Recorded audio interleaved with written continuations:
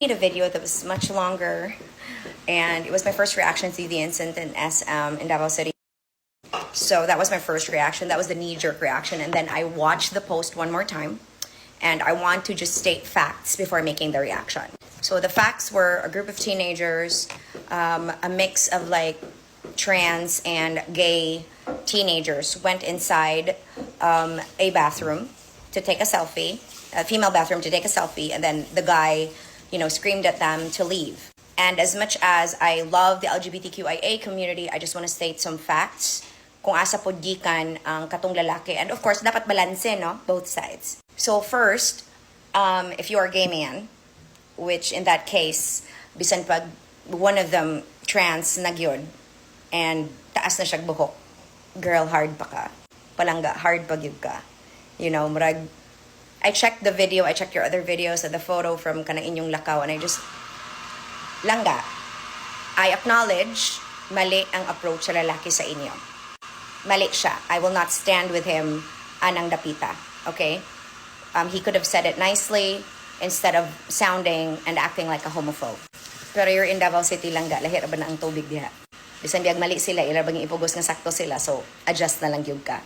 And that's just the reality because I checked your itsura, taas kag buhok, pero medyo hard pagid girl.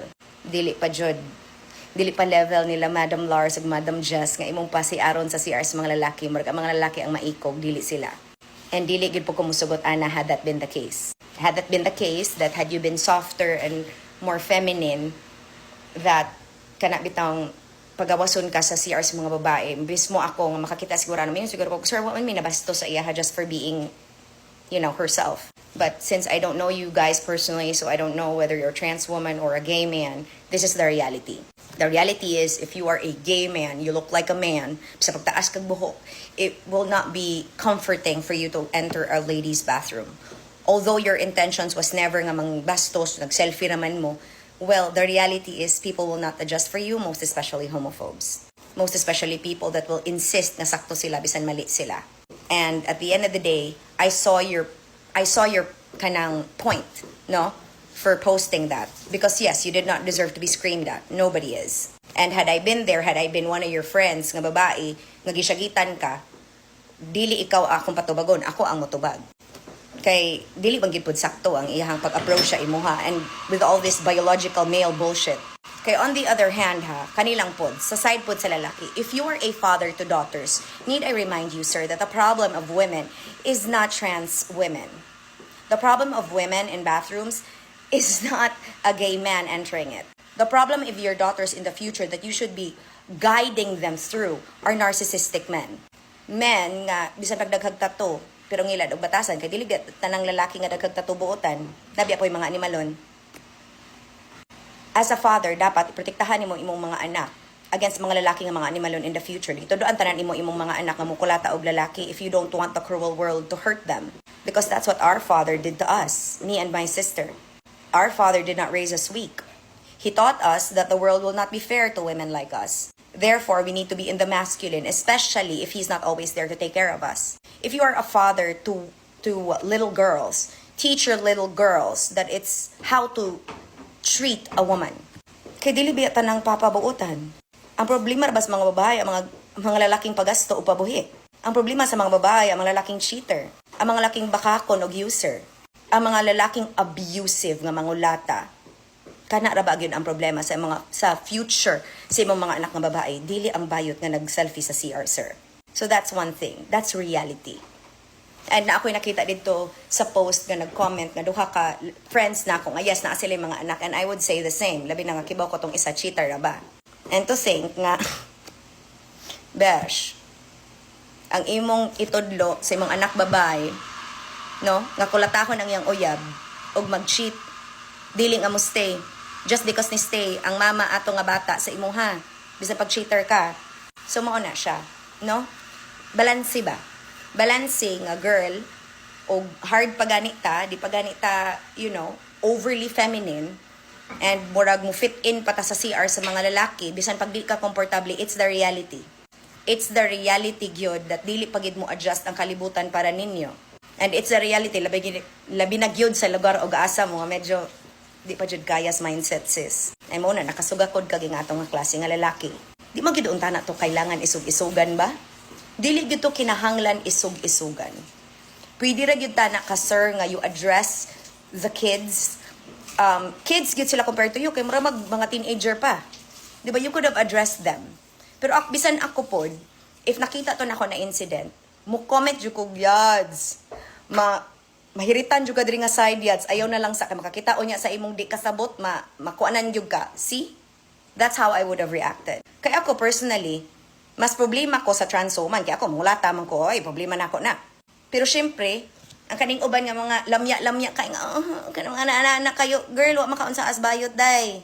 The only thing a bayot or a trans woman will do to you is ilugon siguro imong uyab. Pero og hilabtan ka nga wa ka manghilabot murag dili, murag ayo pag una-una pag bayot, 'di ba? Og di po gaganahan nga Pero taking a selfie in a bathroom dili man bastos. Pero it is a boundary that you should not have crossed, especially when you truly are not feminine enough. I know it sounds wrong and you will deem me to be a homophobe for stating the obvious. I'm just stating the obvious. Dili na siya about your gender. It is about the reality nga lisod sa gyud kaayo nga dili mo react ug hard pag gyud ka sis. Ako nang balikon ug ang imong Adam's apple gaturok pa. Murag wa kay diferensya atong lalaki nga nisagit sa imuha. Sakto nga imo siyang gitubag nga nanamin ra gyud ka. Pero likay na lang. Likay na lang labi na that you are entering a you are within a place nga magbuot gyud na sila nga sakto sila if they feel that they are. Kabasa ka sa mga comments, ikaw gyud ang pa-adjuston, 'di ba? And dili tanan tao like me maguna ko na nga had that been me, I would have still cautioned you kay mao lagi na yads, hard pa ta yads. Kung level na ta yads nila Madam Kirk, nila Madam Jess, 'di ba? Kanang mga fuchsia mami kana moingon nagyud kog day mura bag-ikog puta nga dito ta pa si Aaron. Pero og medyo hard pag yun, nga wala pag yun na overly feminine, that's the reality, my love. It's the reality. But also, on the other hand, the reality is for fathers out there watching this video, the problem of your daughters in the future are the men that will not take care of them. The reality of your daughters in the future will be hit by what you have done with karma. Because usually raba, ang mga lalaking animalon, di raba na karmahon nga sila. Pero makaanak sila babay, didto mo hapak ang karma.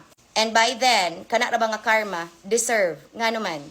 Kaya ang imong binuhatan, mubalik man gyud na. That's how the universe and life works. So muna siya ha, this comment is a balance between what had happened in the bathroom and the reality that nagi mga ingon ana.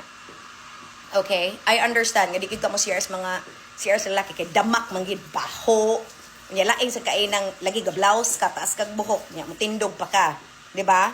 Obviously, syempre sa imong itsura, di ganahan yung ka nga mulingkod. And again, wala lagi ka nag-CR. Again, wala man kay gibastos. Tinuod yun na. Nag-selfie ramang ka. But mao lagi na. It's how you look. It's how you look versus the homophobe's reaction. Because yes, that is homophobia. But again, gi-justify siya. Anara ba na sila? They protect their own. Bisan dili na sakto day. That's the reality. And the reality also, nga since dili pa magi ka overly feminine, bisan pag-blouse ka, bisan pagtaas ka buhok, bisan pag-lipstick ka. Pero girl, it is just the way it is. Mo bitaw nang the pressure, lahi pod nga video ng the pressures of being a trans woman in today's world that you are not feminine enough. And again, kanisha, at first I was stating this in a more in a different way. But I want to remind the men with daughters that again, the problem of your daughters are men, not gays or trans women. The problem of your daughters is how they will be treated by men in the future. So teach them to be strong and to fight back. That's what you should teach them. Not be worried to see a trans woman take a selfie or a gay man in a woman's bathroom. Teach your children to be inclusive instead of being a homophobe.